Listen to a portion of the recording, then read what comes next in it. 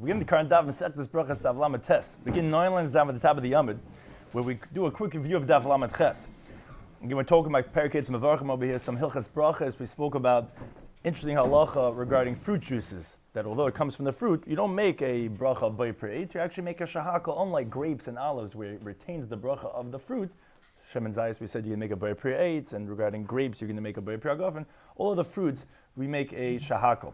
And we continued on related halachas regarding different dishes, things that are a little bit squashed, also retains its bracha. We said regarding a dish made out of toasted grain, that depends if it's a loose type, you're going to make a shahakal. It's a liquid, you take it for refuah. If you're making like a thick type of a dish, then you're going to make it for eating purposes. Then you're going to make a beimin mezainis, which that took us into a discussion regarding refuah on Shabbos, that it's forbidden. But if it's not obvious, if you're taking like a glass of tea that it's not obvious doing for your throat, then that's something that's permitted to be done on Shabbos. Then we went back to halacha, the Mishnah regarding bread. If you make ha-maitzi or maitzi, everyone agrees maitzi means a past tense, which is appropriate, but we make ha-maitzi like Taisa says because we don't want to have the two mems touching. Then we went back to halacha of our Mishnah of Beruchas, where it said it right next to the case of bread. Just like bread is changed, is altered through heat, so too the vegetables, and therefore you see that shalaka, cooked vegetables, which that's going to be the halacha of our current daf, is going to be a bay pre'adama. However, the Gemara had a lengthy discussion regarding that if it is a machlekes, Rav Chizda said it's not a machlekes because one is talking about it's more edible raw, then when you cook it, it gets worse, it becomes a shahakal, or it's less edible raw, then it's shahakal raw, and then when you cook it, it's going to be a bay pre'adama.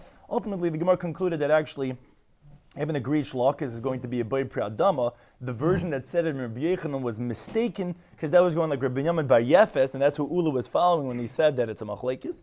And we don't follow Rabbi Yamin Yefes when it comes to Rabbi Rabba, because Rabbi Rabba, he was medayik, he reviewed his learning, and there's an incident that proved to us that even though it was cooked, it retained its original status. And the Gemara concluded regarding the halacha of how to even make a bracha achrayna on the zayas. What do you mean? You need a shear of a kezayis. You take out the pit of the olive, you don't have the shear. That's not a problem because he had a large olive. The shear is actually a guri, a medium-sized olive, and therefore when he had the large one, you take out the pit, it's the same as the medium-sized if he had enough to make a bracha achrayna. Some of the days we're going to speak about current daf is going to continue on this machlekas of shlakas, of cooked vegetables. Do you make a shahakal by priyadama? The Gemara is going to think to say that it's a machlekas tanoim. The Gemara is going to bring an interesting story with the two students of Bar Kapara. One made a bracha, the other one laughed at him. Bar Kapara was upset at both of them. The Gemara wants to think to say that it's dependent on this machlekas and shlakas. The Gemara is going to conclude, no, it's not because of that. They all hold the same thing. But shlakas, they're machlekas regarding a different theme. Then the Gemara continues with related halachas regarding vegetables, regarding cut up turnip heads. What's the halacha? The bracha depends how finely, it could depend how finely it's cut. Then a similar halacha regarding a cooked beet dish and the cooked turnip dish, and regarding the halacha on vegetable soups, which Taisa points out interesting, is different than fruit juices. That we'll see the halacha is different. Then also when you're coming to make a bracha on bread, what's the status the bread is when you're making a bracha of a maitzi? Could it be cut up? Does it have to be whole? When you're making the bracha, after you finish making the bracha? And then we get into the machlekes regarding when you have, let's say, broken piece of bread, but let's say they're larger, and you have a whole piece of bread. What's the halacha? Which one do you make the bracha on? Does it make a difference if one is wheat and one is barley? And then what's the most ideal way to do that? And related to that, the Gemara thinks to say that it's a machlekes tanoim also regarding, we find a similar type of machlekes regarding truma, regarding which one should you take truma, give to the kayin, a large cut onion or a small whole onion. And the Gemara is going to say, no, it's not the same machlekes. And finally, we're going to conclude regarding the laws as it comes to Shabbos. As we know, lechem mishnah we do, and also regarding what size bread do you have to cut, and also regarding what's more ideal when you had something that you already did a mitzvah with once before, you should do it again.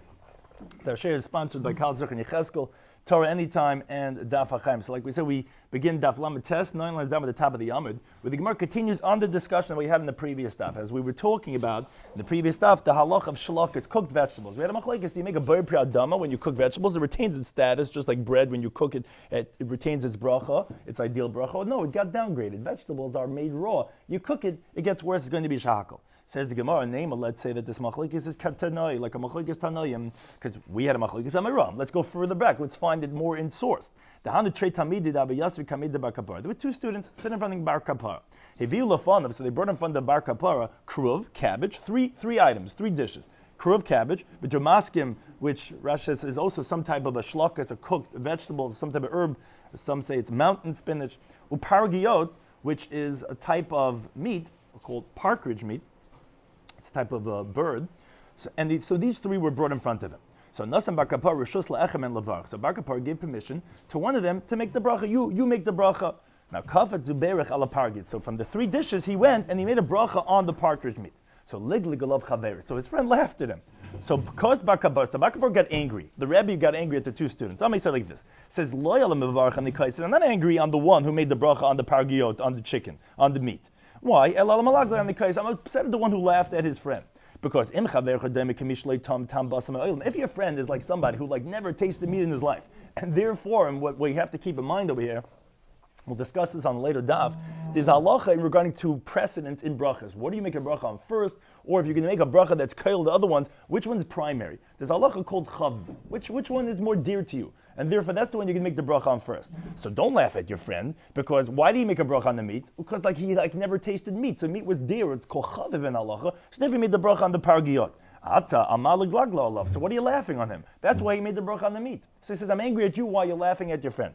But then, then he went again, the Rebbe said, Bakapar says, no, I'm not angry at the one who laughed at his friend. I'm upset at the one who made the bracha. So essentially he was upset at both of them, but he was saying why each one he was upset at them. And he says, look, if there's no wisdom over here, zikna inkan, is there no elderly position over here? He says, I'm an elderly person. You should have asked me which one you should make the bracha on to exempt the other species. Now, as Rashi points out, these things, these dishes, were not coming as part of the meal itself, what's called lalafes, as a condiment for the bread. Rather, they were coming not because it's part of the meal. Because the Gemara tells us later on, that if, even though it's in the meal itself, but if it's not coming as part of the meal, you have to make a bracha beforehand, and the bread's not going to exempt it. So you would have to make a bracha on these things. Question is, which one you can make a bracha on, either first, or the only one to exempt the other items. So he says, I'm upset at him. Why didn't you ask me which bracha to make? So Tanu learned the brayse of Shneim lo hitzu shnasan. Both of them didn't make it out through the year.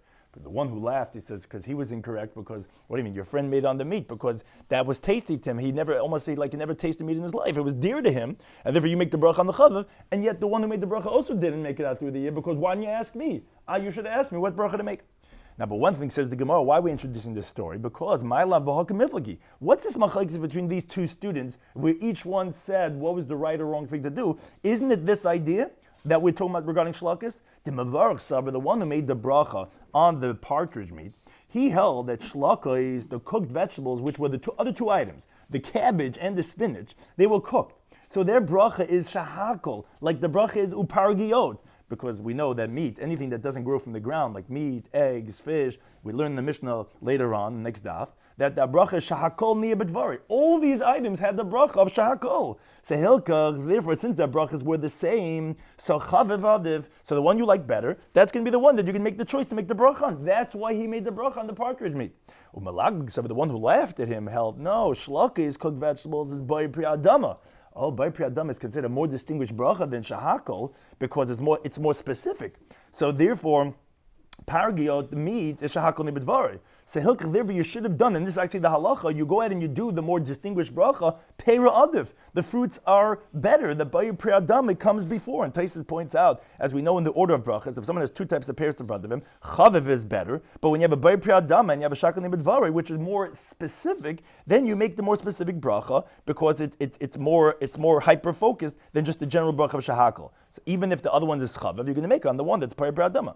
Now Taisus says if you have 2 brachas that are the same, and one of them from the Shivas Aminim, you make the Shivas Aminim first. So therefore, says the Gemara, isn't this the machlekes we said? The one who made the bracha on the partridge meat held, they're all shahakol, because shlak is shahakol, so you make chaviv. The one that says, no, what are you doing? How can you make a bracha on the meat? You have 2 different vegetables that, although they're cooked, they're bar priyadam, and you make the bracha on the more specific. So that's the machlekes, if shlak is a hadam or shahakol. Says Gemara, no, it's not a right. The Kuliyam could say everyone holds shlak is upargiyod, all the items over there, the cooked vegetables, the spinach and the cabbage and the meat, were all shahakol nibidvar. They're all shahakol. So then why did he laugh at him? What do you mean? So they're all the same bracha. So why can't he make the one that's more dear to him, which is the meat? Oh, says the Gemara, because of a over here, what they're disagreeing about is in the following logic, a different element we didn't mention up until now. Mar Savar, the one who made the bracha held, yes, Chaviv Adiv, so they're all equal brachas. So you make the one that's the more dear to you. But Mar Savar, the one who laughed at him held that no, Kruv Adiv, the cabbage is better. Why? Because design, it gives sustenance. A brisa later on, Daf Memdal Mabez tells us that cabbage gives sustenance, and beets are good for healing, as we're actually going to mention shortly. So therefore, the fact that it's Zayin, that it gives sustenance, that is going to take precedence over the other element of Chaviv, and therefore he made the bracha on the cabbage, but it's nothing to do with shlakas. We could say that everyone holds shlakas is the same bracha that is shahakal. They're all the same. Why did he laugh at him? Because of Zion, because of a different reason you should have done the cabbage first before the partridge meat. So therefore, again, we didn't prove anything that it's a machlekes hanoim and this machlekes of shlakas. Now, continuing on this halachas of yerakas of different vegetables, which was why we discussed in the previous daf and continued regarding cooked vegetables, which was in our Mishnah of yerakas. What's the bracha? Amar b'zeira says Kavina be Rav Huna. When we were in the yeshiva of Huna, so Amalan he said to us, Hani gargiladi delifta. The turnip, we're talking about it's raw. The turnip heads depends how you cut the turnip. If parminu parima rabba, if you're cutting into big, large pieces, so then it's bar priyadama. It retains its bracha. It's still intact, basically, the actual vegetables. You make a bar priyadama. But prima zut, if you're cutting into small, tiny pieces, then the bracha is actually going to be downgraded to shahakol niyabidvar because it actually makes it worse. And when you're talking about when you eat it raw, if you cut into very small pieces, it loses its status of a bar priyadama and becomes a shahakol. However, when it came to Rabbi Yehuda's yeshiva, to his house, Amalani said to us, no, actually, eat bar priyadama, as we rule, both of them are going to be a bar priyadama.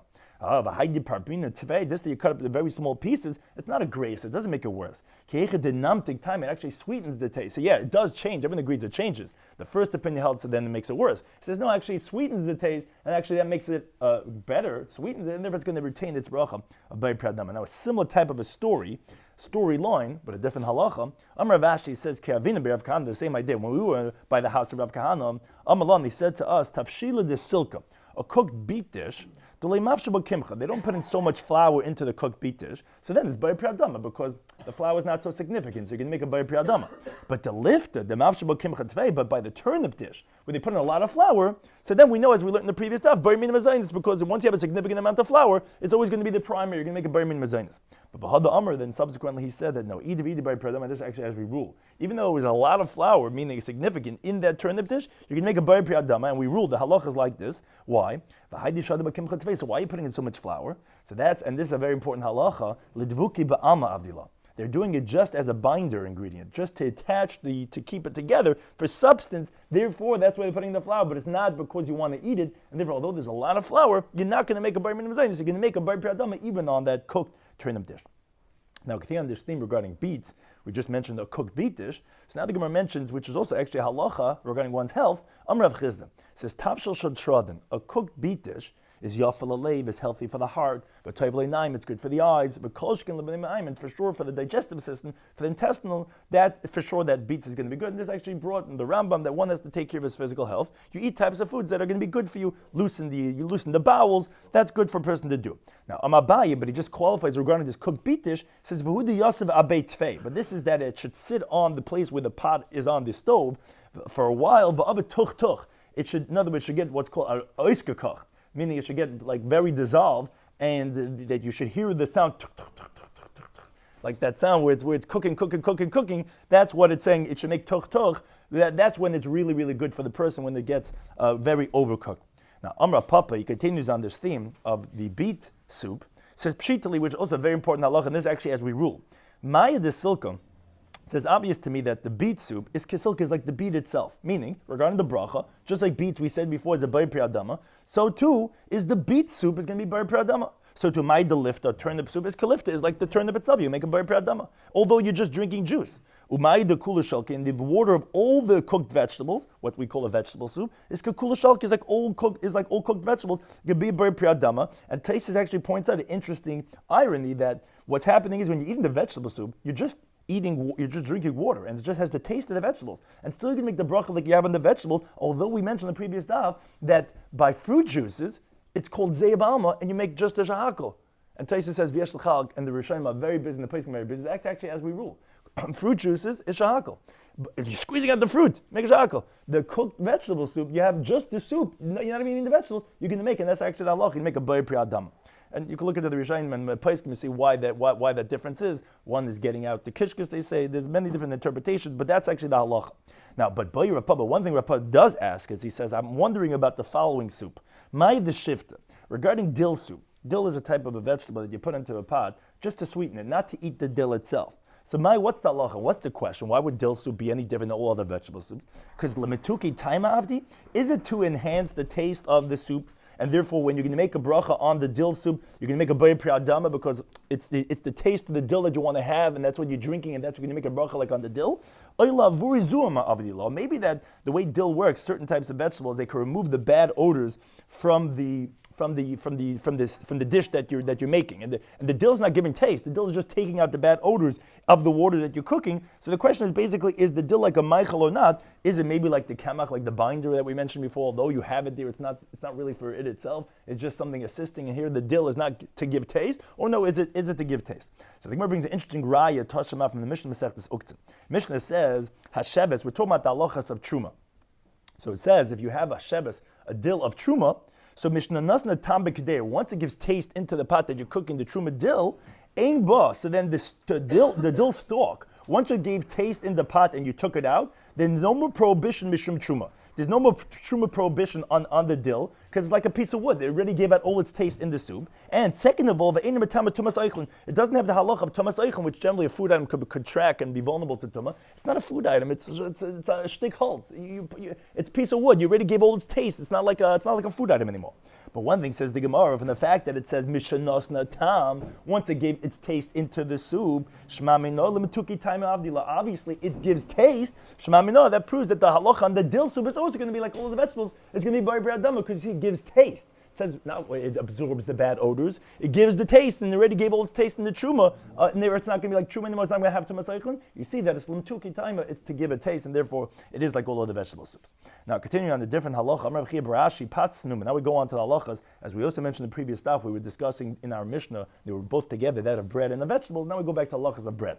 So it says pat sinuma, which is like a dry piece of bread. One would think it looked like almost like a crouton, like a big toasted piece of bread that you put in bekara in a bowl so that the bread could soak in there. So the halacha is mavarchin hamaitzi. Although it's a broken piece of bread, you can make hamaitzi on that piece of broken, roasted, toasted bread in that soup. Now, but says the Gemara, but that disagrees with Rabbi Chia. Because the Rabbi Chia, he says, no, tzarch shetichla bracha. You have to conclude the bracha of hamaitzi with the breaking of the piece of the bread from the hapas, from the bread. Here the problem is this piece of bread was already broken. You can't make a hamaitzi on that. It's not appropriate. A hamaitzi is supposed to make on a full loaf of bread. Here it's a broken piece. That's not how you're supposed to make hamaitzi. You don't have it broken already, put into the soup, and then you make it. You should do it on the loaf before you break it, before you toast it, before you put it into the soup. Now, however, on this interpretation of even Rav Chia, Rava wonders what's the malus, what's the gain of the way Rav Chia just said it. Says, why is it different than the toasted piece of bread?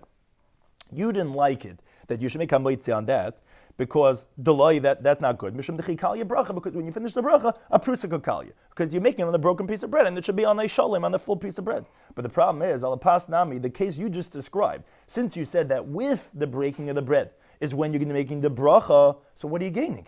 Kiko gama, when you're finishing the bracha, a prusa gama, you're finishing on a broken piece of bread. What are you gaining? Your case not any better than the case of the roasted, the crouton in the big toasted piece of bagel in the soup, because you're making a bracha as you're breaking it. That means to say, before you finish the bracha, it's already broken. And then Mefarshim explained, Rava held that the bracha has to be when you finish it. When you're finishing it, it's still on the broken piece. You're not really gaining anything. So Rav, as a good, the Gemara continues, Amad Beis, Elama Rav, he disagrees. A third opinion says, and this actually, as we rule, he says, no. Mevarech, first you make the bracha, and you conclude the whole bracha, v'achar kach beitzeya. And then, afterward, you break off the piece of bread, so that when you finish the bracha, it's going to be on a full piece of bread. Now the Gemara says in practice, Nahardai, those from Nahardai, which are a place in Bavel of the Reb Chia, they would do like Reb Chia, which they would do it together. They would break the bread with the making of the bracha. So when they finally finished the bracha, actually was broken. But the rabbis, they did like Rava, which was no, first make the bracha and then break the bread. And Amar Ravina says, my mother told me, your father did like Reb Chia, who broke the bread together with the bracha. The Amar like Reb Chia says, you have to finish the bracha with the breaking of the bread. But but his mother told him, but the rabbis, they did like Rava, which you first make the bracha and then you break the bread. Says the Gemara, what's halacha? Kerava like Rava, and he says, first you make the bracha and then you break the piece of bread. Which the Taisa says that actually the custom is, and this is the halacha, to make the bracha of a maitzi before you break the bread, because we want to have that it should be shalom at the time of making the bracha. But Tais actually says that's not really so appropriate, because if you're not going to break the bread at all, which that's the halacha that you should cut it a little bit, because or else there's a hesach hadas, there's a large gap between the bracha and the eating. But he says on Shabbos you have to be very careful, because there he says no, to make the bracha before you cut it, because what happens is if you go a little too far, you're breaking the bread before you're making the bracha, and that's a problem, because as we're going to see at the end of the daf, you need to have lechem mishnah. So on Shabbos is more. So during the week he says to break it a little bit, so that when you're making the bracha of hamaitzi, yes, you'll finish on its whole, but at least it will be a little bit broken, ready for you to break the rest. But on Shabbos, he says, then you really got to be careful, because you don't want to break it really, because if you go a little too far and you're broken, you're not going to have lechem mishnah. It's not just a better type of a bracha. It's a halacha, then you have lechem mishnah. So therefore he says, and that's like the halacha, that although we do cut a little bit that line, because we don't want to have a hefsek, but don't break it too much, because you're not going to have then your lechem mishnah. Now another machlekes regarding the bracha of hamaitzi, Itma, we learned as follows. Hivilif name pesis neshleim. This could have by shalosh shudas. Shalosh shudas, you have the lechem mishnah, but everyone has all the leftover breads. So what happens if you have broken bread and you have a whole loaf of bread? So Rav Huna says this. Says, look, if you want to, mevarach al pesisin, you can make a bracha on the broken bread. Upoitas neshleim, and you could exempt the whole loaf of bread.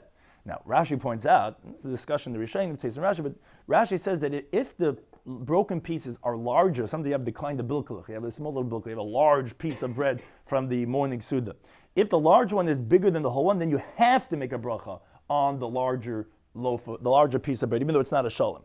You'll make on the broken piece. We'll see shortly why that would be. So he says, then you make on the broken one and you exempt the whole one. Rabbi Yechonam, he says, no, he disagrees. And again, this wouldn't be by shalosh shudas, because it shows you have to have lechem mishnah, but that's like a regular meal. You would make on the broken piece and not on the whole one.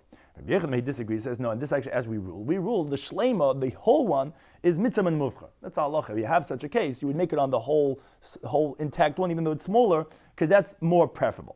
Now, that's where we have a machlekes. But says the Gemara, prusa shel chitin, but let's say the broken piece of bread is a wheat piece of it. Let's say you go to the bagel store, and thereby where you wash, if you're going to dare to take from that bowl where it has those broken pieces of bread, and those are wheat bread, those are wheat bagel, and you're having a barley bagel, so then shleimim and asayim, even though your loaf, your bread is a complete barley bread, divrei kol even agrees mavarach ala prusa shel chitin. You make the bracha on the broken, is actually as we rule, the broken wheat bread, because that's more chashiv, that's said earlier in the pasuk, and you're going to exempt the whole one of barley. So though we just said a machlekes regarding what's better, is large broken better than, or is whole small better?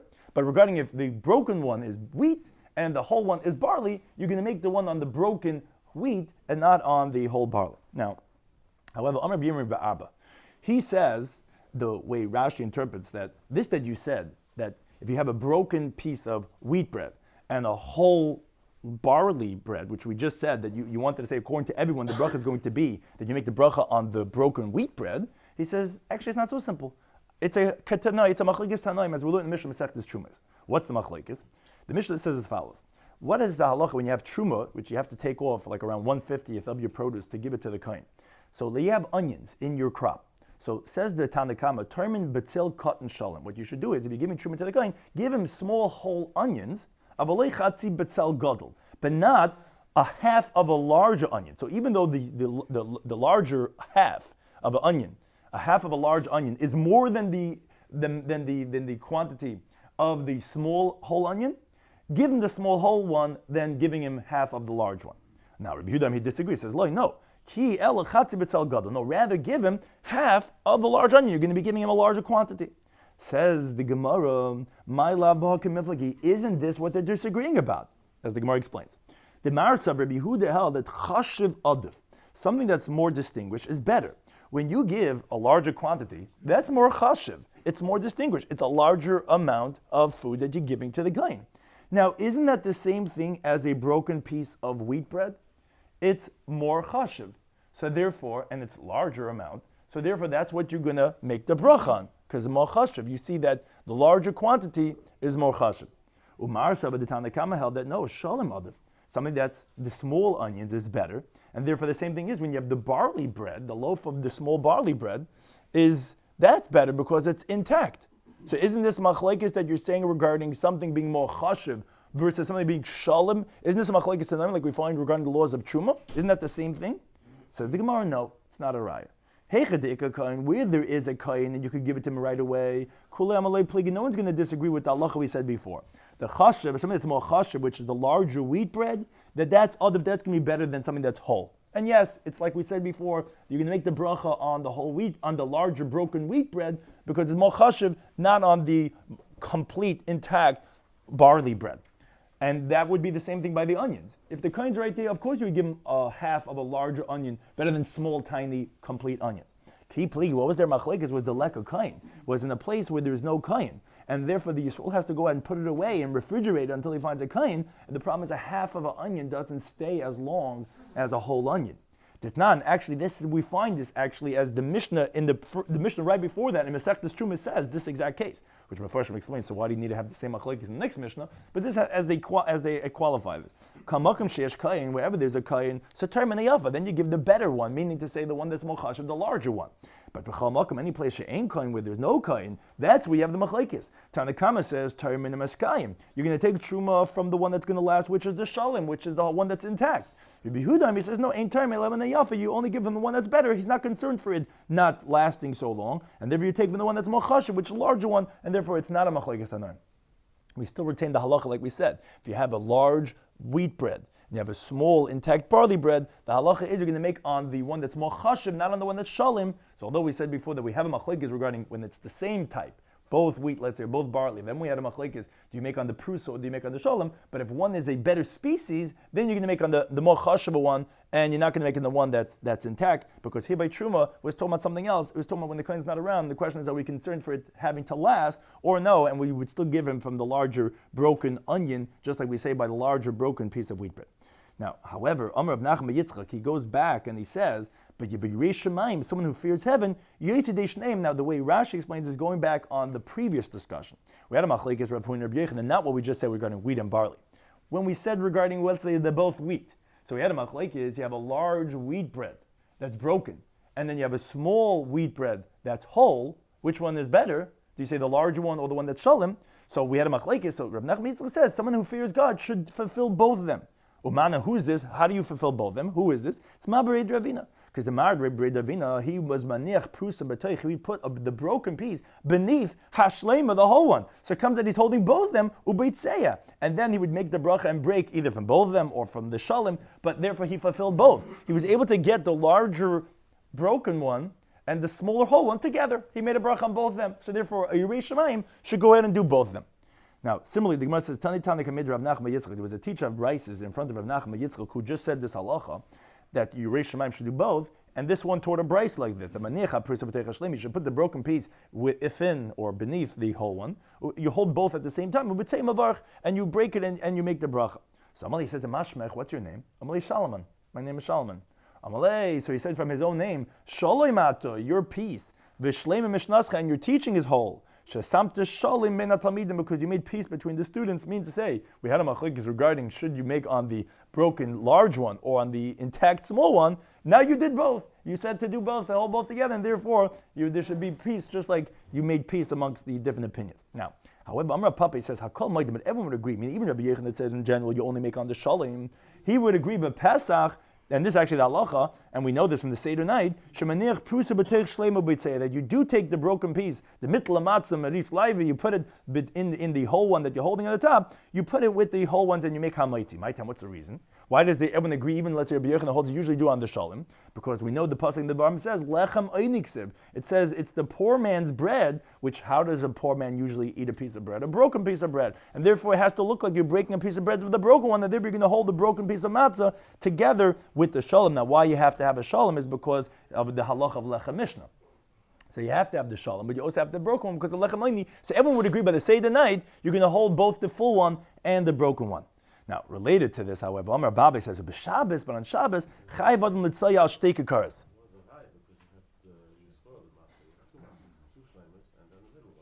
Right, you have to. Right, no, I mean, it's, what I was saying was, you have to have the two whole ones for lechem mishnah, and the broken one is for the lechem eini. Yeah, I mean, it's you have the broken one is not the lechem mishnah. You're going to have there's different minhagim, different things, but that's you can have one shalom. Either possibly the shalom would be because of the halacha of the shalom, or but as Taisus brings that you can make it on the lechem mishnah, so therefore you have both, then we let down and many have the minhag, you let down the bottom one because you already made hamaitzi, and then when you make alachilas matzah, then you make on the broken one because you have to have the lechamayni. Now, on Sat says the Gemara, b'Shabbos chayvad l'mtzay al shtei kikaras. And this is actually halacha, as we know it, on Shabbos, you have to make the hamaitzi on 2 loaves of bread. My time, what's the reason? Because the pasuk in Shemai says that what it was on Friday, and we know this pasuk because we just had in this week's parasha. It says it was on Friday. Laktu, they gathered lechem mishniksev. They gathered a double portion of bread. So therefore, you have to have for Shabbos 2 loaves of bread. Now, however, Amr Bashi says Chazin Rav Kahana says Isur of Kahana on Shabbos, and this is actually the halacha. The Nakar Tarti would hold both loaves of bread when he made a maitzi, but ubatz achada, he would only break one of the loaves of bread. Now, as some ksav yads have on the side of the Gemara, because Amma he would say loktu ksiv, because the pasuk says only that they gathered lechem mishnah, so they would hold 2 loaves of bread. But when they broke it, they would only eat 1. So therefore, although you're holding both when you make hamaitzi, when the cutting comes, then he would only break one of the breads, and that's as the halach is brought, that to cut 1, some cut 2, but that's what the Gemara is saying, that you only have to cut 1. Now, Reb Zera, another interesting custom regarding eating bread on Shabbos, have a batza kuli shirasa. He would cut such a large piece of bread that it was enough for the whole meal. So Ravina says, how could he do this? This is actually halacha. You look like a glutton. You're not supposed to cut such a large piece of bread. You look like someone that's not eating in an appropriate way. So Amalei said to him, no, every single day he doesn't do this. And now he's doing this? Since it doesn't look like he's doing because he's a glutton, he's doing it. And therefore, actually, that's halacha. You're supposed to cut a piece of loaf of bread that's large enough to last for the whole meal.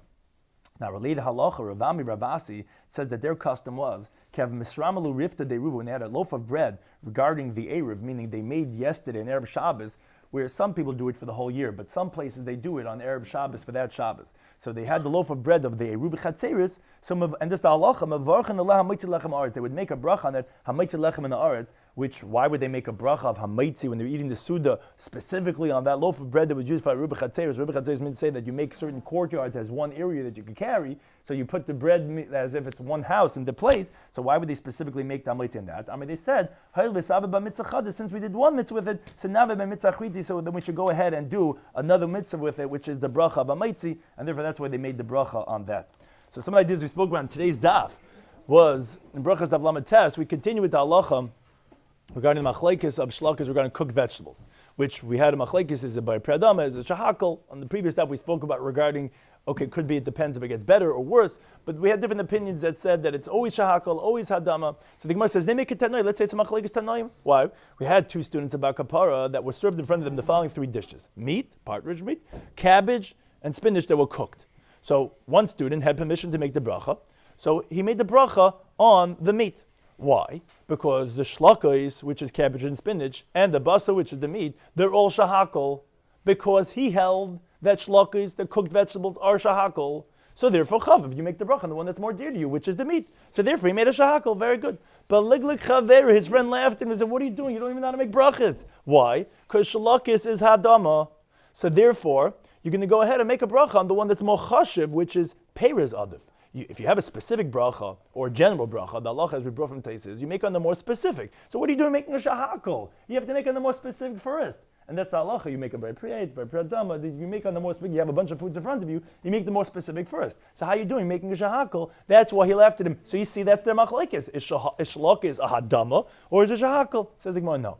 L'kuli am shlok is shahakol. So why did he laugh at him? He was right. So if they're all the same bracha, you can make on the one that's more that you like better. That's the one you make on.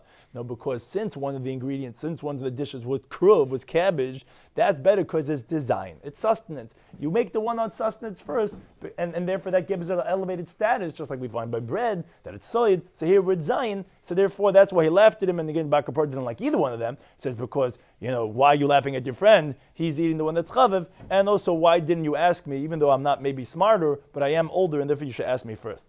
Then the Gemara went on to cut up raw turnip heads. So the Gemara said, it depends how large you cut it. Large pieces, it still looks like a turnip. You make adama. Small pieces, so one opinion wanted to say, you make a shahakal, because gracie, it loses its status. It got worse. So you can make a shahakal, it gets downgraded. The other opinion says, no, you make adama. To the contrary. Yeah, it did change, but not for the worse. Numtik timing. So it got sweetened. That actually makes it better, and therefore it's going to retain its bracha of adama. Then the Gemara went on to a similar storyline, which was first like this, and also when we were by his yeshiva, he told us like this, regarding two different types of dishes. There was tafshila de silka, a cooked beet dish, and tafshila de lifta, that of turnip dishes. So regarding the cooked beet dish, he says, loy mafshi kimcha, they don't put in so much flour. So the bracha, although when you have flour that's significant, you make a bar mitzvah. It's not so significant, it's barely there, you can make a hadama. But regarding the cooked turnip dish, mafshi kimcha, they put in a lot of flour, a significant amount of flour. We always know the shivas aminim, the chamishas mini dagan, that's primary. You're going to make a bar mitzvah. But now he retracted, he says, no, actually, and this is a very important halacha, that regarding you're going to make hadama because lidvuki ba'alma. Although you have a lot of flour, it's just a binder ingredient. You're keeping it together. By turnip, it looks like it needed more to keep it together than beets, and therefore you're still going to make hadama because it's not considered that you're coming to eat it for itself. It's just to bind it together, and therefore the ikr is still going to be the turnips. You're going to make hadama.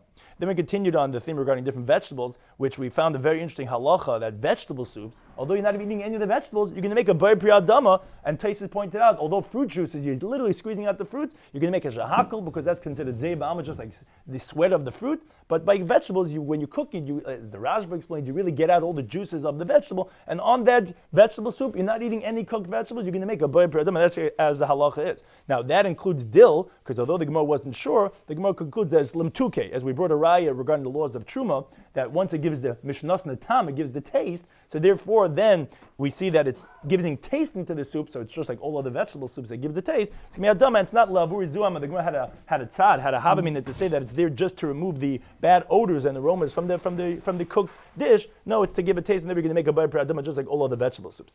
Then we went on to the halacha regarding what format should the bread be in when you make a bracha b'maitzi. The first opinion says you could even have a toasted piece of bread in the soup if that's the way you like eating it. So kol hakavod, you could eat the bread like that. It doesn't have to be a shalom. You could eat it inside the soup itself, even a toasted piece of bread in the bowl. The other opinion says no, you have to make a bracha on the shalom. This is a regular time you come to eat bread. The most appropriate way is on shalom. So therefore, as you're finishing the bracha, then you go ahead and you break it as you're finishing it. On that, the third opinion says no, what are you gaining? Because even though you started on the whole, you ended when it was broken. To the contrary, and this actually, as we rule, mavarich v'achkach beitzeah. You first make the bracha, and then you break it. Although Taisa pointed out, during the weekday, you do want to cut it a little bit, because or else it's going to be a large hefsek between the bracha and the eating. But on Shabbos, he said you have to be careful because you don't want to break it too much, because then you're not going to have the halacha of lechem mishnah. Then we had an interesting case of what do you do if you have a large piece of broken bread, and you have an intact, smaller bread. So we had a machlekes. Do you make on the larger piece that's broken, or on the smaller intact piece? But, said the Gemara, if let's say the broken one is wheat, and it's a larger broken piece of bread, and you have the smaller one that's intact is barley, so that's more chashiv, so then the halach is going to be, you're going to make according to everyone on wheat bread. Now, then we said, isn't this a machlekes tanoim? Because we had regarding truma. You have onions, you have to give it to the kohen truma. What do you give? You have large cut onions, or you have small whole onions. So we had a machlekes. One opinion says you give the large cut ones because that's more chashiv, that's bigger. And the other one says, no, you give the small whole onions because it's shalom. Isn't that the same machlekes? Isn't this what we thought is, according to everyone, you're going to make on the larger wheat bread, this a machlekes tanoim? Because you see, one opinion says that you have to give the shalom, another one says you give the chashiv. Says the Gemara, no. If there's a kohen around, you're going to give the larger cut ones because that's more chashiv, just like we said regarding the larger piece of wheat bread. Here we're talking about, as the previous Mishnah actually says it explicitly, we're talking about there's no kohen around. So then the question becomes, so what do you give? Do you give from the large cut ones? It's actually, this would be the other way around. The small whole ones is mina miskayim. It's going to last longer. Versus the large cut ones, that's still from the better ones. That was their machlekes regarding if he's not around. But if he's around, everyone would agree that you would give the large cut ones because more chashiv. Question is, if he's not around, then are we concerned that there's no refrigeration, it's not going to last a long time? That's when you would have an opinion that say you give from the small intact ones. But if he's around, we always hold from the more chashiv wheat one. If it's not a machlekes tanoim, they're discussing a different idea regarding if there's no kohen around. Now the Gemara concluded that regarding the previous machlekes, regarding if you take a larger broken piece of bread or a smaller whole loaf of bread, where the Gemara brought that a Yerei Shemayim should do both. Meaning, hold the larger broken piece of bread with the whole small loaf of bread. So you're going to a pizza store and you got a small loaf of bread and you have a larger, maybe pizza, whatever it is, something that's larger, and you have a broken one. So then, and a small intact one, the Gemara says you should hold both of them. Now, according to everyone on Pesach, you're for sure going to do that way because you need the lechem mishnah and you also need the lechem oini, which is the broken matzah. Then everyone agrees you're going to do it that way. Even Rabbi Yochanan says you do shalom. Now, some interesting halachas we learned regarding Shabbos is that you have lechem mishnah, because it says there in the pasuk that, as we learned in this last week's parsha, that by the month they had a double portion. So on Shabbos, when we have a double portion, we have 2 loaves of bread. But by Tzei Echad, you only break one of the breads. And also, Batza Kuli Sherusa, when you cut the loaf of bread, be generous when you're passing around to the people at the table. Cut off a large piece that they could last in the whole meal. And also the custom that Rifta de Ruva, which a lot of people have these minhagim, they take the hadassim, they put into the besamim. Once you did a mitzvah with something, so then they had the bread of the Erev from Erev Shabbos and Rupa Chatzer. So then they're going to make a bracha b'maitzi on Shabbos, do a item. Let's say the people take the lulav when they make for the burning the chametz. They want to take something that was done a mitzvah with it. You do it and you stoke the flame so that it make the matzah. You want to take something that was a mitzvah done with it. Therefore, they made the bread from the Erev. They used it to make hamaitzi. Thank you for any time for hosting us.